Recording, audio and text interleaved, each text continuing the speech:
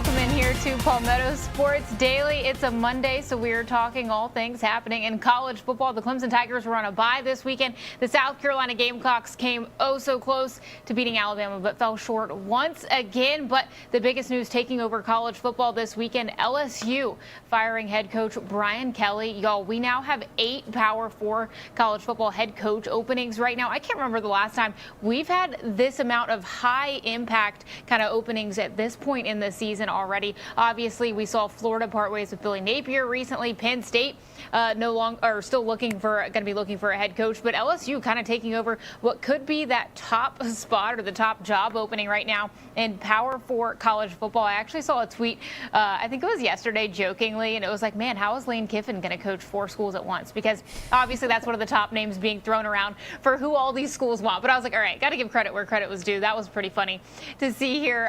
Y'all, just a quick kind of toss around, what do you think is the biggest college football opening right now? I know we've got Stanford open, we've got UCLA, I want to make sure I list all these. Yeah, I'll just go ahead and start from the 8 down. So it's Stanford, Oklahoma State, UCLA, Virginia Tech, we knew that one earlier, Arkansas, Florida, Penn State, LSU. So ladies, which one do you think is the biggest job opening right now, or AKA which job do you think Lane Kiffin most likely goes to? Teagan, I'll start with you. Yeah, I mean, I think for me, the biggest one open has got to be LSU. And I think, people kind of expected it a little bit just after their last few games. But at the same time, when these schools are firing these coaches, I'm just so curious who they have in mind. Because, yeah, there are only so many big name coaches out there that they can try to get right now. Of course, everybody's trying to get, the Georgia coach, but it doesn't always work out. So I don't know. I think that's really the biggest one. I really question kind of the decision behind these schools sometimes, Caroline. Yeah, I have to agree with you, Teagan. It's so interesting, just especially when you think about the buyout piece of it all, too. I mean, LSU is going to end up owing Brian Kelly $54 million. That is not a small number by any means. So that's just crazy. I think I agree with you that LSU is probably the biggest opening. Maybe Penn State as well, just with the success that both those teams have seen over the last several years or so. So it certainly is interesting. I mean, I feel like, are we going to see them kind of do like a little musical chairs thing, like Brian Kelly to Penn State and then, or something like that? I don't know. Maybe we could see all them move into one of the other teams. There's so many openings. Maybe they just all shift one over. I don't know, but it's certainly interesting to see the shakeup. And I don't know, college football is at a crazy spot right now. What do you think, Julia? Yeah, I mean, the best job in sports is a fired college football coach. That's the one you want, get all that buyout money. But I'll do some hot takes here, I guess, because, I do agree that I think LSU is the hottest job right now. My 2 things, I don't think Lane Kiffin leaves Ole Miss. I think we saw, I think it's a bigger thing when it comes to family. You saw him not go to Auburn because his daughter really talked him out of it. So I think that's something that happens again. I don't think he takes one of these SEC jobs. I think he likes what he's building at Ole Miss. I don't think he leaves. I think James Franklin takes one of these 2 SEC jobs as well. He'll either go to LSU or Florida. I'm leaning LSU. So you can mark it. What day is it today? October 27th. If I'm right or I'm wrong, we'll come back to this, but I'll put those out there. That's what I'm feeling right now. All right, some hot takes there. Yeah, I think for the University of Florida, they need a splash hire, and I think Lane Kiffin is the one to do that. Like you said, I think Lane's told us loud and clear that it's been about family for him. I don't see him leaving Ole Miss either, but you know what? I've said this about other jobs before, and I know money talks. I know Lane's still got a house down in Florida, so I think if he were to go anywhere, I think it would be the University of Florida, and from what I've read, they're throwing whatever at these guys because they've struck out in the last 10, 15 years with a head coach. So if you're the University of Florida and you're Scott Strickland, their AD, you've got to make a big hire. So I think Lane should be what they're going after. As for Penn State, I'm like, what if they really, yes, we say there's a high standard there, but for what? In my lifetime, I'm like, what have they really, really done there? So, yeah, I don't know who goes there, but, yeah, going to be interesting to see this play out as we've still got quite the season to go. A coach that is still in his place right now, unless we've talked about the rumors of Virginia Tech there. I don't think anything's happening, but South Carolina came so close to beating Alabama for the 2nd straight season. Julia Westerman, you were there. What did you see from the Gamecocks against the number 4 Crimson Tide this past Saturday? That was a really interesting game to be at because, from my perspective in those first 3 quarters, that was one of the more complete games that this South Carolina team has played so far this season. But then you get down to the fourth quarter. I kind of went through it yesterday for our Sunday shows and looked at, the things that happened in that fourth quarter. Of course, you think of the momentum shifting moment as Lenora Sellers' fumble. He explained that as being hey, I was going down. I felt somebody on me trying to strip the ball away, and I thought the whistle was going to blow it dead, so I put my hand down, and that must have been when he got under it. Of course, just one of those plays that you wish you could have back, but that's when you kind of saw things moving. And I've obviously followed this Alabama team for a number of years, so seeing the way that they can finish games versus over the past few years following South Carolina and the way that they usually finish out games, it kind of felt like the momentum was going to swing in Alabama's favor, and that's exactly what happened. I mean, a lot of conversation online about if they should have let Alabama score there. I was having a conversation with producer Nick before this show talking about, a lot of people are saying that they should have, tried to hold them back, maybe go for the field goal, try and block it. I am in the school of thought of I liked that they let them score because you put the ball back in Lenora Sellers' hands, and he really wants to, overcome what he did with that fumble, and you had some time to try and get that done. Of course, that's not what happened, but now you're in a position where you're 3-5 with a team that you never really thought would be 3-5. And so there's a lot of heat on Shane Beamer. Of course, we've talked about, the Virginia Tech opening. I don't think he's going to take that, nor do I think he'll get fired this year, but there is a lot of heat on this program, and he talked about that at length in the post-game press conference on Saturday, what it's been like kind of taking all of this on as the leader of the program, and we have a small bit of what he had to say. The best part of my day is the 4 hours that I get to spend with the players when they come in our building, and they're just an awesome group of kids, and I really hurt for them. But I love coaching them. I love spending time with them, and I realize that everybody is, looking to me as the head football coach. So I know if it's weighing on me, then I'm not doing my best to help them. So as I look at it, I'm the leader of the program, and I've got to be strong. He went on to talk about, the things that he's doing. He's in a 2-year study of the Bible, so that's something that he's trying to, really regulate his emotions and things outside of work. So, but I could just really tell, guys, and I mean, you probably can tell the same thing. Last week, the Oklahoma loss, he was very angry. There was a lot of, anger coming after that loss. This one, it was a little bit more resigned, a little bit more emotion, where he just did. I don't think he could really internalize, how they didn't win this game when there were so many opportunities for them to win it. Yeah, it's tough to see, Julia. Like you said, very rarely do we see a college coach show this much emotion. So, yes, on one side of it, it's nice to see how much Shane Beamer cares. And I think this team really is trying to do a lot, and you come so close in a position like this one. But like we've talked about, it seems like the theme for the South Carolina Gamecocks for the better part of the last 15 years, it's like you get so close to some of these moments for this big win, but you're just not getting over that hump no matter who the coach is. And it kind of comes to a point where I used to be in this mindset as someone who's followed South Carolina for a long time and thinking that, okay, we are never going to get over that 10-win season hump that we saw under head coach Steve Spurrier. But then now in the state of college football, I'm seeing what's going on at Vanderbilt, of all places, and seeing how they've turned around their program. So it kind of makes you, it's kind of a head scratcher. You're like, all right, if they can do that at Vanderbilt, what is South Carolina doing wrong, and why can't they get over that hump, especially with as much hype as they had coming into this season? It just kind of feels like instead of rising to the occasion, they kind of fell under the pressure. And you haven't seen that from the players, but you do wonder what's going on mindset-wise, emotionally, especially at this point in the season, and what's going to be the future for all of these guys. So, yeah, definitely a lot of questions. We have more to talk about and more to dwell on with college football. We'll be right back on Palmetto Sports Daily after this.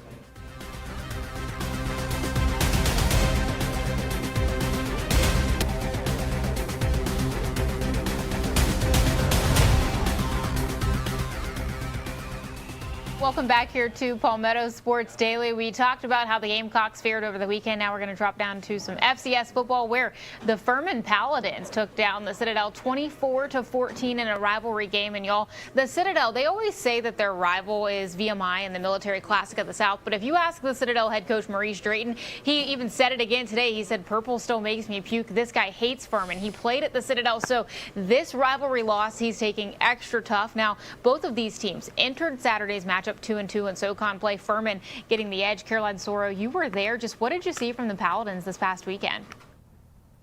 Yeah, Summer. Well, when I showed up, I got there in the second half, like right before the start of the third quarter, and it was 9-0 in favor of Furman when I got there. And so you're kind of feeling like, there's a lot of energy there. There's homecoming. It was just, very positive, right? And then as you're seeing on your screen right now, the Citadel just rips off this 2-touchdown third quarter where their defense stifled Furman, and they all of a sudden jump back out and take the lead. They actually end up going up 14-9 there towards the end of the third quarter, but it was 2 rushing touchdowns from Furman running back Jaquan Smith that ended up giving Furman the lead and then extending their lead later on late in the fourth quarter, and then that fumble right there from Citadel quarterback Quentin Hayes kind of sealed the deal. That was with under a minute left to go. So it felt like both defenses really laid it all out on the line. There were a couple of big time sacks from both sides. I mean, it felt like both offenses were also gelling as well. I know that it was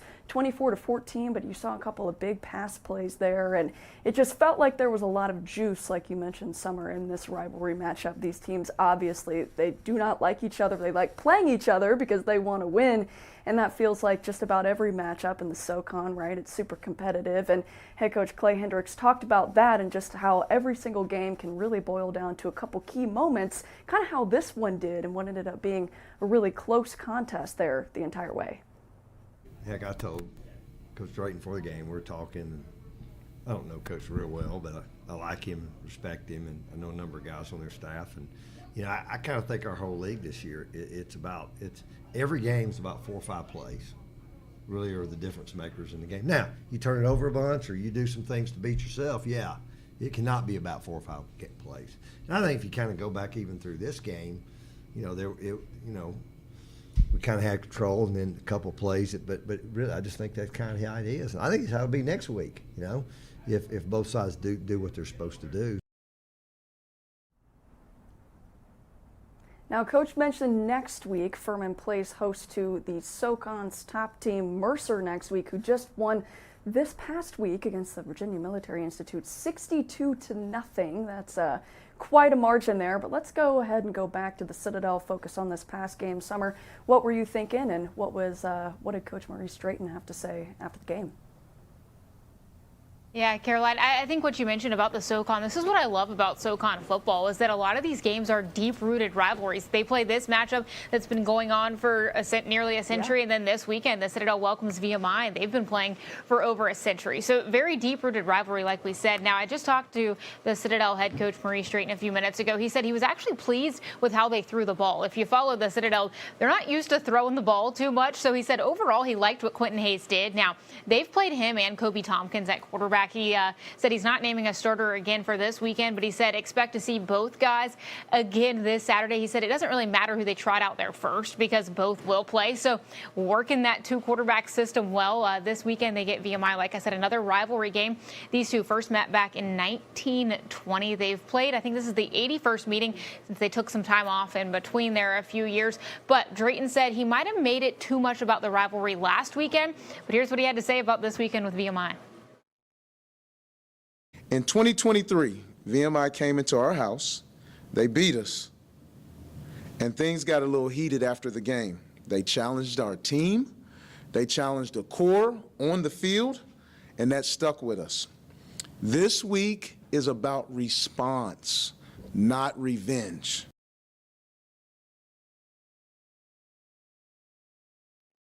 All right, you heard it there. It's response, not revenge. Very careful in his use of words there. But for the Citadel, it is nice to see them moving in the right direction. We saw them go winless in Maurice Drayton's first year, so nice to see some progress here. We have more to chat about, more college football, Coastal Carolina, looking ahead to an early matchup this week. So we'll be right back here on Palmetto Sports Daily after this break.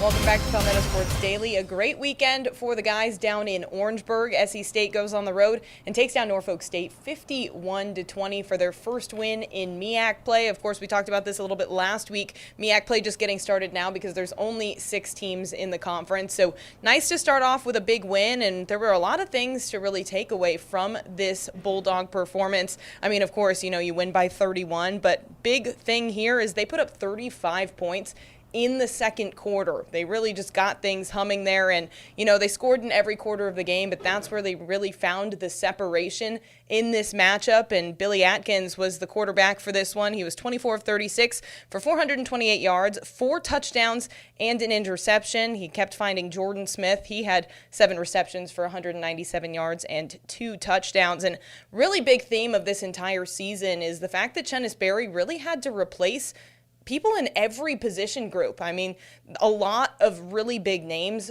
left last season. They graduated out. He had some transfers away to, some FBS programs.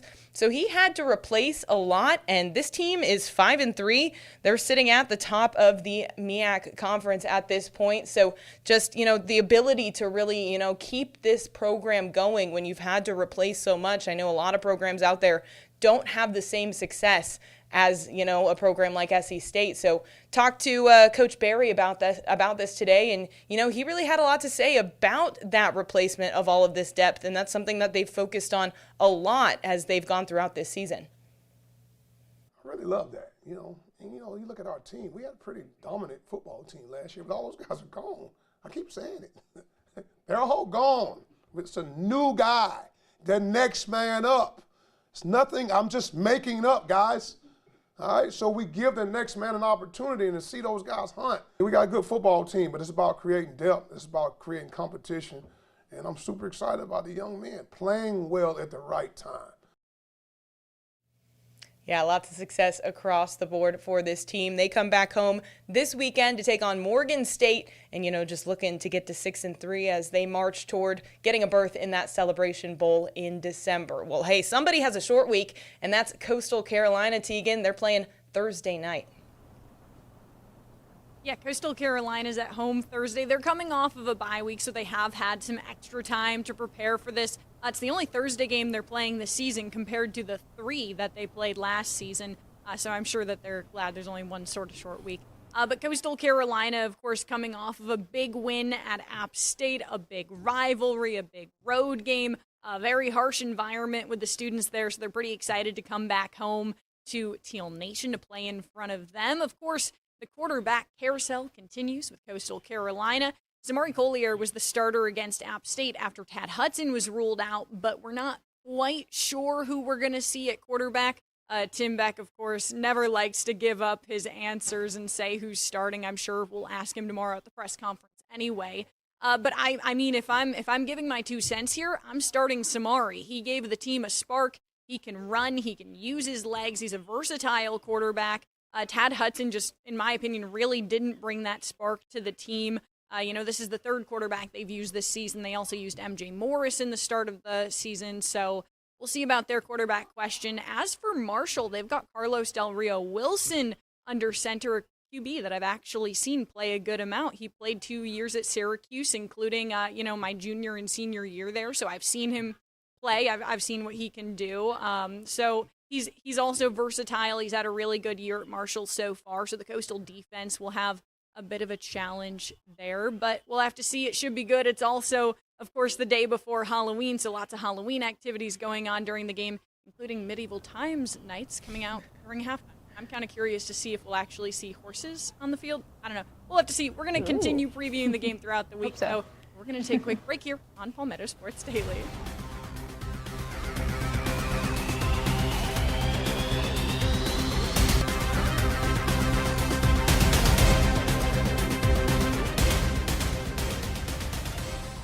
Welcome back into Palmetto Sports Daily. Guys, the Carolina Panthers were on a 3-game win streak entering yesterday's game, but that streak is not going anymore after a 40-9 loss to the Buffalo Bills in what we can really only characterize as ugly. It really just was It was tough on all sides of the ball for the Panthers. Andy Dalton was starting in place of the injured Bryce Young, who was rumored to maybe go, maybe not go. We weren't really sure what was going on with his ankle injury all week.